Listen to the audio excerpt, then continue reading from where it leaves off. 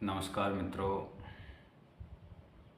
आप सभी को शिक्षक दिवस की हार्दिक शुभकामनाएं। मेरा आप सभी को जिनसे भी मैंने प्रत्यक्ष और अप्रत्यक्ष रूप से किसी भी प्रकार का ज्ञान प्राप्त किया है, वे सभी गुरु रूपी गुरुओं को मेरा सादर नमस्कार। गुरुर्ब्रह्मा गुरुर्विष्णु गुरुदेवा महेश्वरा, गुरु साक्षात परम ब्रह्म तस्मै श्री गुरुवे नमः। आप सभी को एक बार पुनः शिक्षक दिवस की हार्दिक शुभकामनाएं। देखिए मित्रों, शिक्षक दिवस अपने आप में एक महत्वपूर्ण दिवस है। साथ ही शिक्षक कोई सामान्य व्यक्ति नहीं होता है। शिक्षक के बारे में कहा गया है कि शिक्षक कोई सामान्य व्यक्ति नहीं है, उसकी गोद में प्रलय और निर्माण दोनों पलते हैं। आप लोगों ने गुरु के रूप में चाणक्य का नाम सुना होगा। वो भी एक शिक्षक ही थे और उन्होंने कहा है कि शिक्षक कोई सामान्य व्यक्ति नहीं, उसकी गोद में निर्माण और प्रलय दोनों ही पलते हैं। और उनके द्वारा अपने शिष्य चंद्रगुप्त मौर्य को दीक्षित किया गया और उनके द्वारा जब उनकी रूप के कारण उनका अपमान किसी शासक द्वारा किया गया तो उन्होंने प्रण लिया और उस साम्राज्य का विनाश कर अपने शिष्य चंद्रगुप्त मौर्य को वहाँ का शासक बनाया। तो मित्रों, शिक्षक वो व्यक्ति है जो अपने शिष्य को हर संभव ऊपर देखना चाहता है। एक गुरु ही ऐसा है जो हमेशा अपने शिष्य को आगे बढ़ता हुआ देखना चाहता है। अन्य कोई व्यक्ति नहीं होता जो अपने किसी भी साथी को या अपने अन्य व्यक्ति को आगे बढ़ता हुआ या अपने से ऊपर देखना चाहता हो। एक गुरु ही ऐसा है जो अपने शिष्य को हमेशा आगे बढ़ता हुआ देखना चाहता है और जब उसका शिष्य आगे बढ़ता है तो उसे प्रसन्नता होती है। मित्रों, ये शिक्षक दिवस पर मैं आप सभी को ये संदेश देना चाहता हूँ कि हमें अपनी जो शिक्षा है उसमें आधुनिक समय के साथ उसमें आमूल-चूल परिवर्तन करने की आवश्यकता है। मित्रों, सभी जगह पर, सभी क्षेत्र में आज़ादी के बाद आमूल-चूल परिवर्तन हुए और वहाँ पर उनकी जो कार्य पद्धति है उसमें तकनीक आई, टेक्निक को शामिल किया गया और उन क्षेत्रों में टेक्निक के आधार पर वहाँ की जो उत्पादकता, प्रोडक्टिविटी बढ़ी और वहाँ का किसी कार्य में लगने वाला समय कम हुआ है। जैसे यदि मैं परिवहन विभाग की या परिवहन क्षेत्र की बात करूं तो मान लीजिए, या आपने देखा होगा कि मान लीजिए कोई 50 किलोमीटर की दूरी है। पुराने समय में जब हमारे पास तकनीक नहीं थी, हमारे पास परिवहन के तीव्रगामी साधन नहीं थे, तो हमें वो 50 किलोमीटर की दूरी पैदल, साइकिल से या अन्य किसी तरीके से दूरी जब तय करते थे तो उसमें 50 किलोमीटर की दूरी में कम से कम 3-4 घंटे का समय लगता था। लेकिन जैसे ही आज़ादी के बाद परिवहन की क्षेत्र में क्रांति आई, परिवहन के क्षेत्र में नई नई तकनीक आई, टेक्निक आई और उन टेक्निकों के परिणाम स्वरूप वहाँ परिवहन के साधन ऐसे आए जिनमें तीव्र गति के साधन भी आए, जो तकनीक का ही हिस्सा है। जिससे उस क्षेत्र में जो दूरी हम 50 किलोमीटर की 3 घंटे 4 घंटे में पूरी करते थे, वो 50 किलोमीटर की दूरी हम 1-1.5 घंटे में तय करने लगे।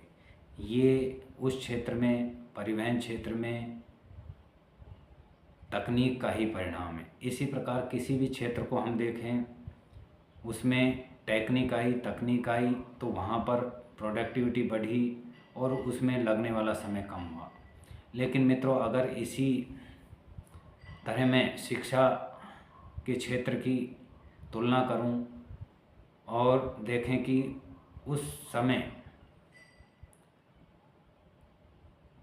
50 साल पहले या 40 साल पहले जो व्यक्ति पढ़ते थे, वो अगर आपके सामने कोई हो तो उनसे आप पूछेंगे कि उस समय आप किस तरह किसी विषय वस्तु को याद करते थे, पढ़ते थे, उसमें कितना समय लगता था, उसकी प्रोडक्टिविटी और टाइम क्या था। तो जब आज के समय में आप उसकी तुलना करेंगे तो आप पाएंगे कि पहले और आज के समय में किसी भी विषय वस्तु को याद करने में जो समय लगता था, उसमें ज़्यादा अंतर नहीं आया। इसका कारण क्या है? इसका कारण सीधा सा ये है कि हम शिक्षा में टेक्निक नहीं ला पाए हैं। तो मित्रों, हमें शिक्षा में तकनीक लाने की आवश्यकता है, जिससे शिक्षार्थी के जीवन में किसी भी विषय वस्तु को याद करने में कम समय लगे और उसको वो लंबे समय तक याद रख सके और उसकी शिक्षा तनाव मुक्त और भय मुक्त होकर वो शिक्षा प्राप्त कर सकते। तो इसके लिए हमें क्या करना है? शिक्षा में तकनीक लाने के लिए हमें छोटी छोटी तकनीकें इसमें ईजाद करनी होगी, उनका इम्प्लीमेंट करना होगा, उनको शिक्षार्थी तक पहुंचाना होगा। चाहे वो ब्रेन साइंस की, निमोनिक्स की छोटी छोटी तकनीक हो, चाहे वो एस्ट्रोलॉजी से संबंधित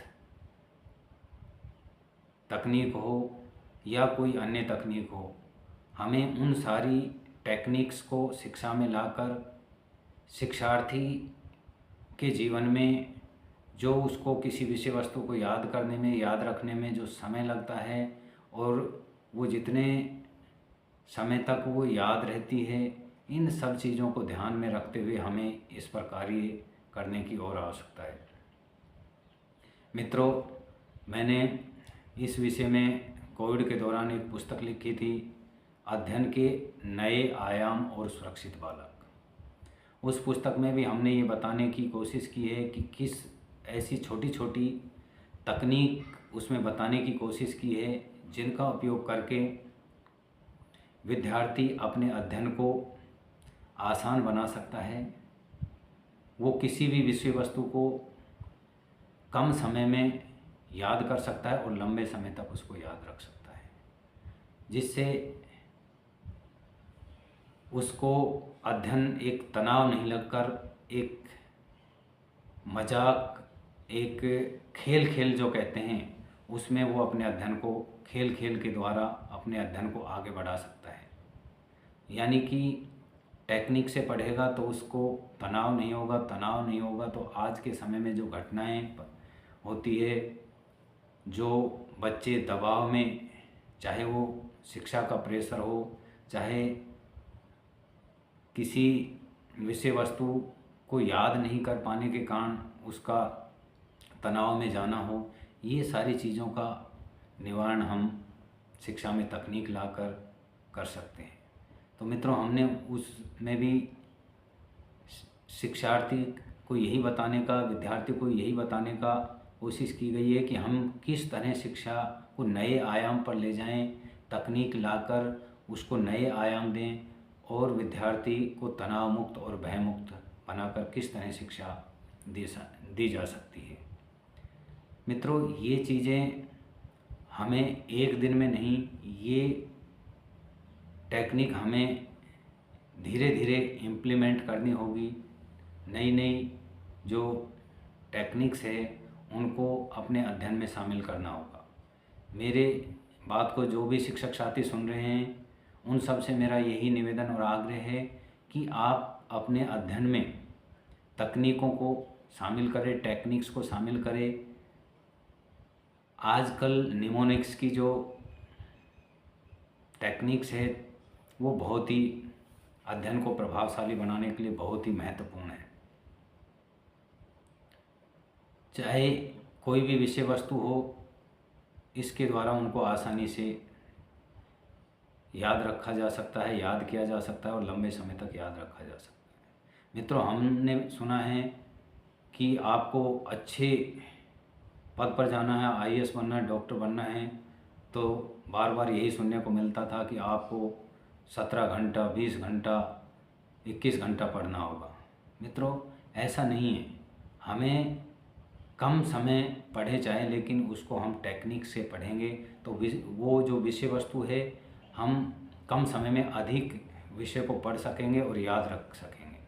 तो आज के समय में हमें जो ये पहले कि इतने घंटे पढ़ेंगे तो ही आप उच्च पद पे जाएंगे, उस चीज़ को हमें शिक्षा में तकनीक लाकर उसको जो कहा जाता था उसको झुठलाना है, उसको हटाना है। क्योंकि एक सीमित समय में भी अगर अच्छे से टेक्निक से पढ़ा जाए तो विद्यार्थी, शिक्षार्थी क्या है, तनाव रहित और भय रहित होकर शिक्षा ग्रहण करता है। और जब तनाव रहित होकर शिक्षा प्राप्त की जाती है तो उसके परिणाम भी बेहतर प्राप्त होते हैं। इसलिए मित्रों, आप सभी से मेरा पुनः यही है कि शिक्षा में हमें ज़्यादा से ज़्यादा तकनीक लाने की आवश्यकता है। इसे तकनीक लाने का प्रयास करना चाहिए। आप सभी को पुनः शिक्षक दिवस की हार्दिक शुभकामनाएं। जय हिंद, जय भारत, जय शिक्षक।